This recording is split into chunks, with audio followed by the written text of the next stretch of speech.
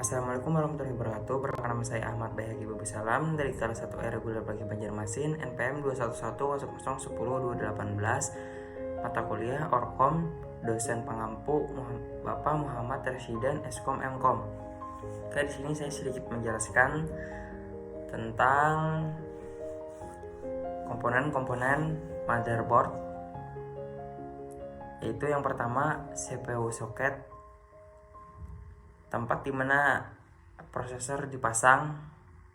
Fungsinya sebagai salah satu bagian motherboard yang memiliki peran sangat besar terhadap jalannya siklus informasi data di dalam sebuah komputer. Yang kedua, CPU fan and heatsink mounting point.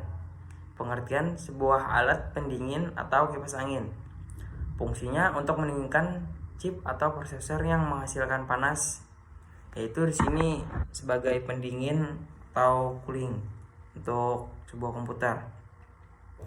Selanjutnya yang ketiga, DDR memory slot atau tempat dipasangnya RAM. Fungsinya tempat dipasangnya random access memory atau RAM. Yang keempat, 20 pin ATX power connector, tempat penghubung antara motherboard dengan power supply. Fungsinya untuk menghubungkan motherboard dengan supply agar motherboard bisa mendapatkan daya listrik. Oke, untuk yang ini sebagai penghubung. Selanjutnya AD connector, tempat menghubung antara harddisk dengan CD-ROM. Fungsinya untuk menghubungkan harddisk atau CD-ROM ke motherboard. Ya, untuk di sini fungsinya untuk penghubung antara harddisk dengan CD-ROM.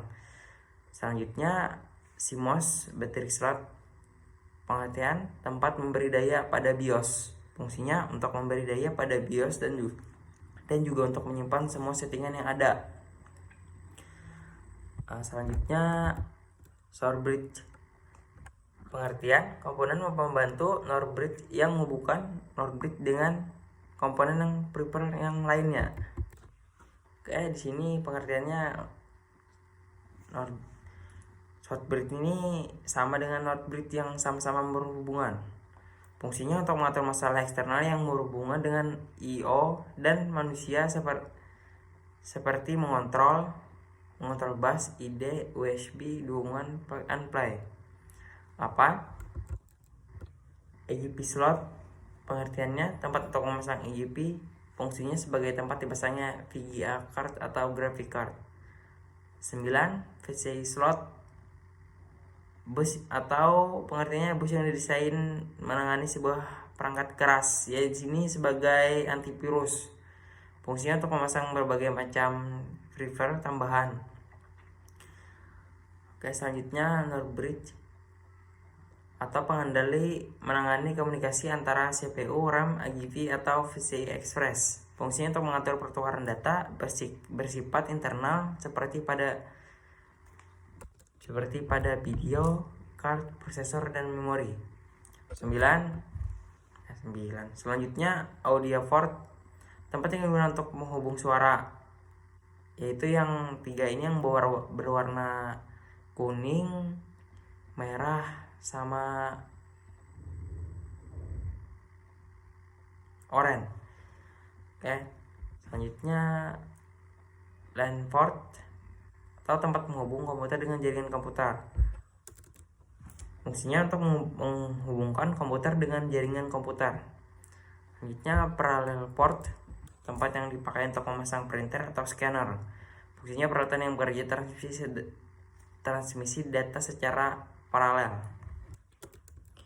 Selanjutnya serial port merupakan sebuah port pada personal komputer yang berfungsi untuk mentransmisikan 1 bit informasi pada satuan waktu. Fungsinya untuk memasang firmware kecepatan rendah dengan mode transfer data serial. Selanjutnya USB port yang sangat diandalkan saat ini dengan bentuknya kecil dan kecepatan data yang tinggi. Fungsinya untuk peralatan muka dengan firmware atau peralatan eksternal generasi baru yang menghasilkan port paralel dengan port serial. Selanjutnya PS2 mouse, tambah keyboard. Ini yang digunakan untuk mouse jenis PS2.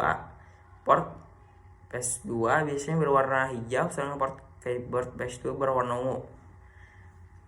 Untuk menghubungkan mouse dan keyboard dengan komputer, fungsinya selanjutnya jangan lupa power supply. Yang paling inti merupakan sebuah perangkat keras yang berfungsi untuk menyuplai tegangan langsung komponen dengan casing yang membutuhkan tegangan, misalnya motherboard, hard disk, kipas, dan lainnya.